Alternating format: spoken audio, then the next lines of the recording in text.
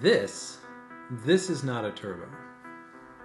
This is barely even a Pegasus. Nike would have been better off calling this the Nike Next Nature and leaving it at that. This has nothing to do with the turbos. Has none of the ride, has none of the specialness of it, has none of the utility. This is a lifestyle shoe. It's a pretty good lifestyle shoe. And it's a lifestyle shoe that you can run in. But you can kind of run in any shoe if you try. This is not a turbo. And with that out of the way, let's talk about the real turbos. So when I'm talking about the turbo, what am I actually talking about? Well, in 2018, the first turbo came out. It was the Pegasus 35 Turbo. And then in 2019, the Turbo 2 came out. It was still a Pegasus, but they dropped the model number and it was just now a turbo. It was Nike's first attempt at taking the technology of ZoomX foam, which at the time was only available in racing shoes. It was only found in the Vaporfly 4%, and bringing that down into the Daily Trainer line and really exploring what could a Daily Trainer be in the era of super shoes.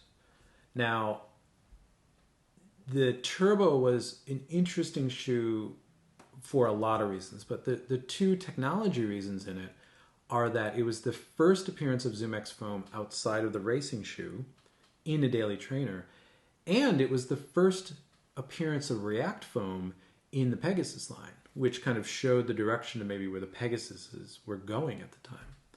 So it had the feel and the fun and the vibe and the energy of the Vaporfly in a Daily Trainer. And I think that's why everyone loved it, because you got a very durable, very fun shoe to run in that you literally could do everything in.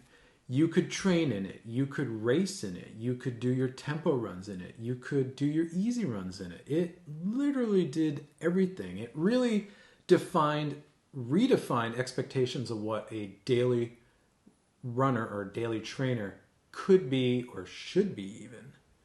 And I think it surprised Nike even. The fact that they killed the Turbo, I think, has always made a lot of people upset. But I actually don't think they killed the Turbo. I think the Turbo just evolved into actually a few shoes, not just one shoe. But the one that I think it probably shares the most direct sort of line to would be the Nike Streakfly. What makes the Streakfly the logical successor to the Turbo? Well, I think the first thing that you can see is look at the silhouette of this shoe.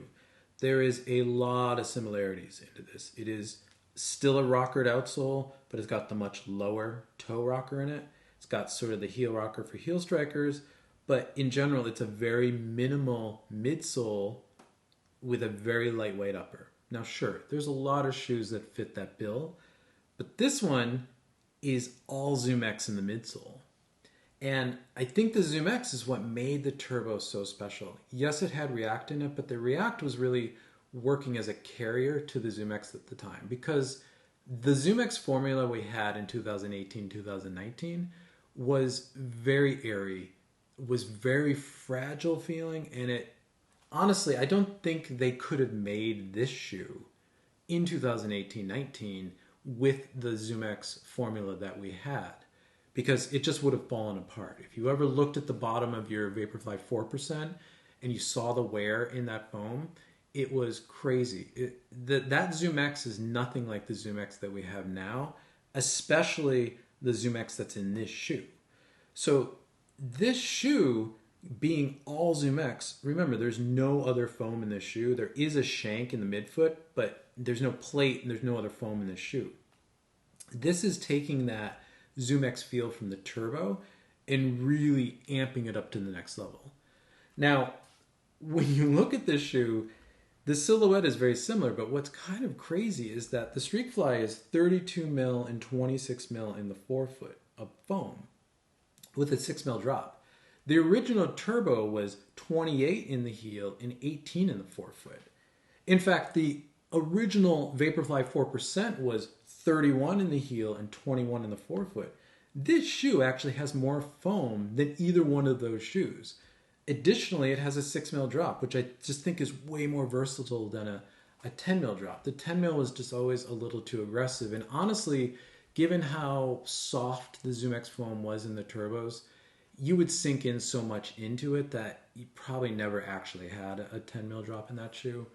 But regardless, this shoe just has all of that fun of the turbo midsole better. It's just a lot more return, a lot more energy, a lot more bounce.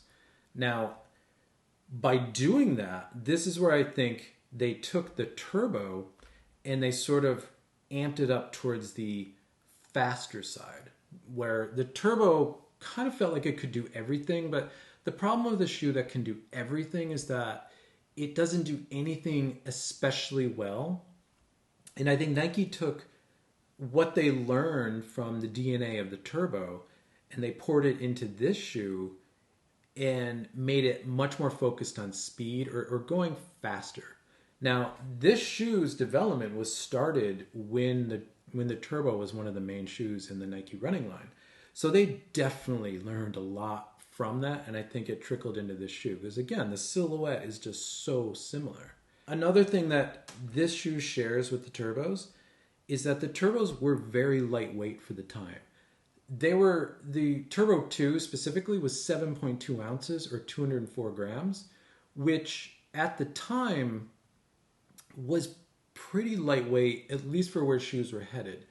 Compared to a racing flat, it wasn't particularly lightweight, but it wasn't much heavier than the Vaporfly 4%, which was 6.8 ounces or 195 grams. Now, the Streakfly is 6 ounces, 170 grams. So they stripped out even more weight. This shoe feels lighter, it feels bouncier because of the ZoomX we have nowadays, and it has more foam than either the 4% or the turbo. Now, I think one thing that everyone remembers the turbos for, especially the Turbo 2, was that it gave you a lot of confidence to run fast, to get up on your toes and run fast. It allowed you to sort of feel your stride, to understand how you were running.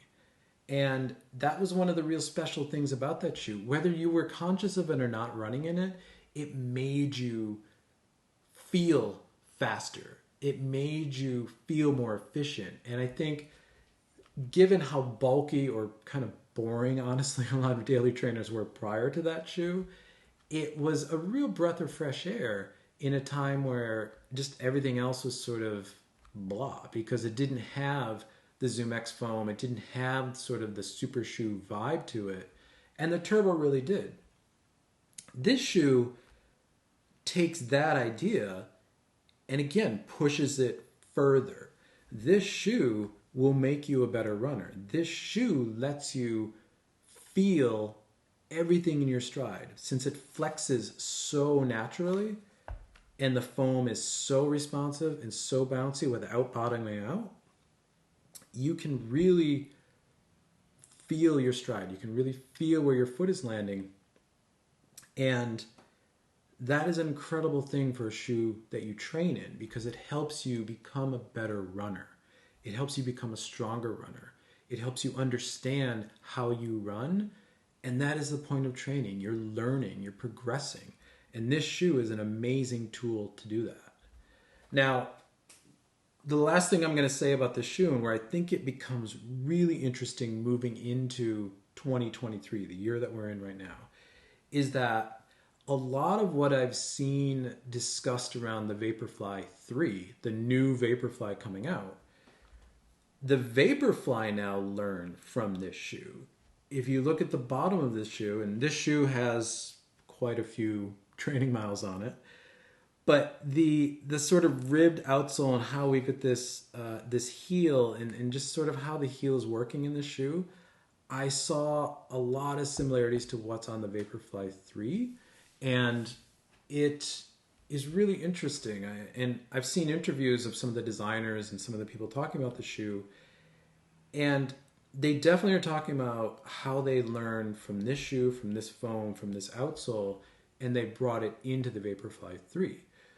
And I've also seen and read that the Vaporfly 3, especially in the heel, is softer. I'm thinking it's probably similar to this shoe in the way that feels.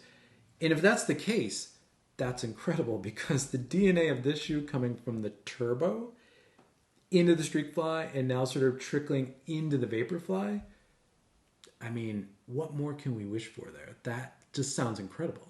Is the Streakfly the Turbo 3? Well, I don't really think there is actually a Turbo 3. I think Nike learned a lot from the Turbo series, and I think they evolved the Turbos into a few lines. The Streakfly, though, I think is the most logical successor to what everyone loved about the Turbos. And I think it's the one that probably, if you miss the Turbo, you're going to want to try. Therefore, you could call it a Turbo 3, but it's not actually a Turbo 3. I don't think anyone in Nike thinks of it in that way.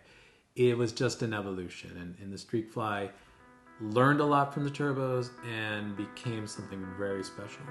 So tell me in the comments what you remember about the Turbos. I'm always curious.